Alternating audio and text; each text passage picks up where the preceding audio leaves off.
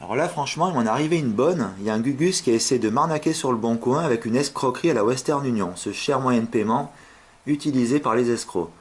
Alors en fait, c'est passé comme ça. Après avoir posté une annonce sur le bon coin pour une vente de véhicules pour un prix de 4 000 euros, j'ai reçu un email d'une personne résidant en Afrique, à Abidjan, me disant qu'elle était intéressée par le véhicule pour sa société et qu'elle souhaitait donc me l'acheter.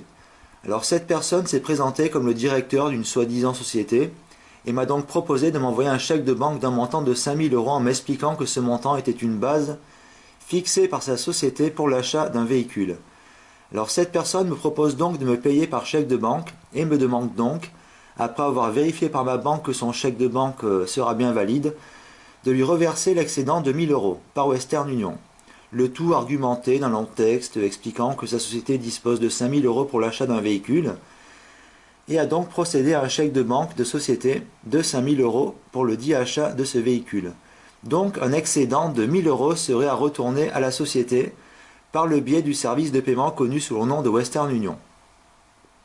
Alors cette personne m'a confirmé que quelqu'un de sa société viendrait chercher le véhicule afin de l'embarquer sur un bateau direction Abidjan lorsque nous aurons procédé à la transaction. Et ce, une fois le paiement reçu. Alors franchement, flairant l'arnaque à plein nez, je me suis renseigné sur de telles pratiques car cela me semble un petit peu hors du commun. Alors donc, après avoir vu une multitude de récits sur des forums expliquant ce système d'arnaque, j'ai compris que le système d'escroquerie qui était tenté à mon égard. Alors en fait, l'arnaque consiste en un faux chèque de banque qui sera tout d'abord vérifié par votre banque et jugé valable, mais le hic, c'est que dès la demande de transfert de fonds de ce chèque de banque est mise en procédure, il s'avère que le chèque est faux. Et ouais. Alors tandis que ce système semble honnête dans un premier temps, car lorsque vous faites vérifier le chèque de banque avant de l'encaisser, celui-ci semble être un vrai.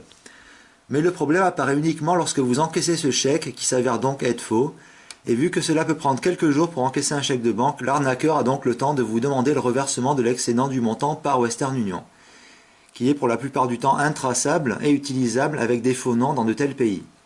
Alors voilà donc un potentiel acheteur pour mon véhicule qui essaie en fait de m'arnaquer 1 000 euros, mais j'ai décidé de jouer le jeu et de faire croire à l'arnaqueur que j'ai mordu à l'hameçon, en me faisant passer pour une personne âgée qui ne comprenait pas vraiment les systèmes d'envoi d'argent à l'étranger.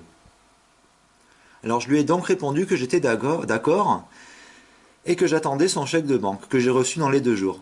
Cette personne m'a donc demandé de lui renvoyer 1 000 euros par Western Union à l'adresse suivante, Western Union, boulevard principal, Abidjan, Côte d'Ivoire. Alors j'ai répondu à cette personne que j'allais procéder à l'envoi de 1 000 euros par Western Union au guichet de l'adresse fournie à Abidjan. Le lendemain, je recontacte cette personne, toujours en me faisant passer pour une personne âgée qui n'y comprenait pas vraiment les systèmes d'envoi d'argent à l'étranger, en lui disant que j'étais d'accord. Puis par la suite, après avoir reçu le faux chèque de banque, j'ai contacté certains hackers en lui faisant croire que j'allais lui renvoyer les 1 000 euros comme convenu, mais en lui expliquant que le guichet de la Poste et de Western Union en France m'ont mis en garde contre de telles pratiques frauduleuses de ce type d'envoi d'argent à l'étranger. Et que même en leur ayant expliqué que c'était pour une vente de véhicules, ils m'ont déconseillé d'envoyer cet argent par Western Union, mais que par contre, ils me recommandaient plutôt d'utiliser le système d'envoi d'argent connu sous le nom de MoneyGram, plutôt que celui de Western Union. Alors j'ai donc expliqué par email à cette personne qui tentait de m'arnaquer que j'avais donc envoyé les 1 000 euros par MoneyGram dans le bureau le plus proche d'Abidjan, soit au Ghana à l'adresse suivante, MoneyGram Deans of Students Office à Accra au Ghana, mais qui se situe à 600 km d'Abidjan, tout en lui envoyant un faux formulaire d'envoi d'argent de MoneyGram que j'ai téléchargé sur internet et modifié avec un logiciel d'édition, et tout en insistant sur le fait que je suis assez pressé pour vendre mon véhicule, en lui demandant quand est-ce qu'un employé de sa société viendrait le chercher, le véhicule.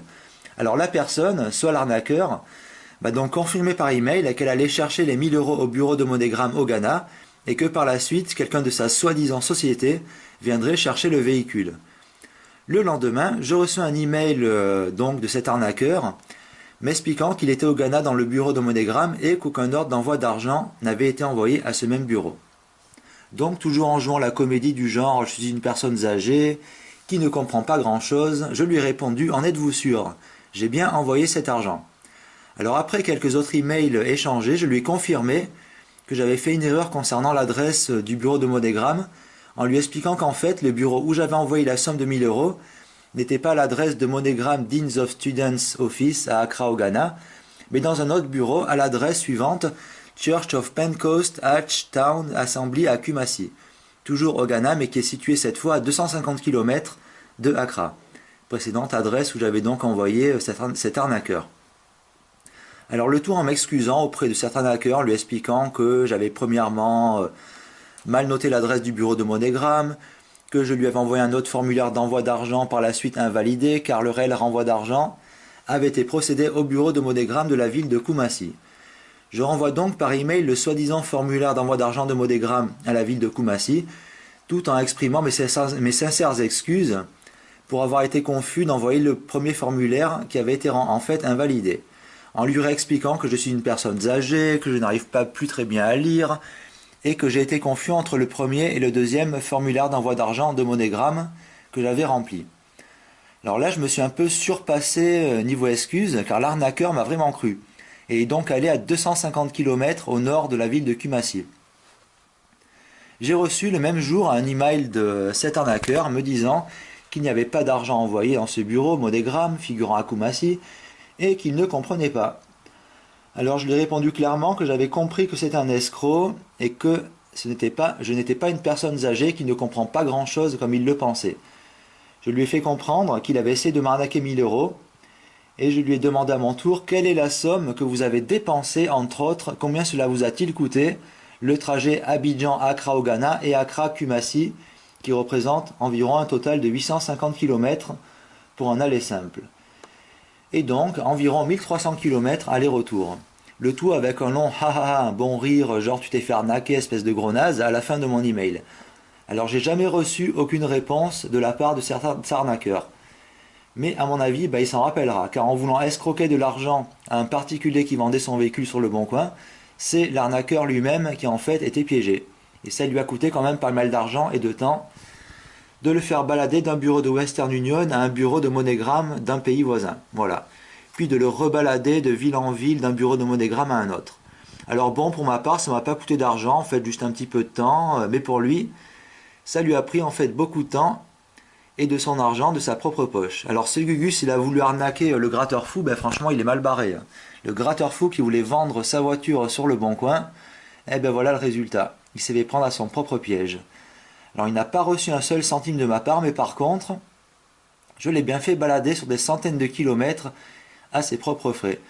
Alors au moins franchement, cet arnaqueur, il s'en rappellera et croyez-moi qu'il réfléchira 2 fois la prochaine fois qu'il essaie d'arnaquer quelqu'un qui vend un véhicule sur le bon coin. Alors voilà donc comment un arnaqueur finit arnaqué. En fait, c'était juste une petite histoire qui m'arrivait, qu'en fait, je voulais partager avec vous. Voilà. J'espère que cette petite histoire vous a plu. Et je vous dis donc à très bientôt sur la chaîne du Gratteur Fou, sûrement pour une prochaine session de grattage de ces chargeurs. Voilà, bon là c'était une petite vidéo qui avait rien à voir avec les grattages ou les jeux d'argent, mais c'était juste une petite histoire que je voulais partager avec vous. Voilà. Allez sur ce, salut tout le monde.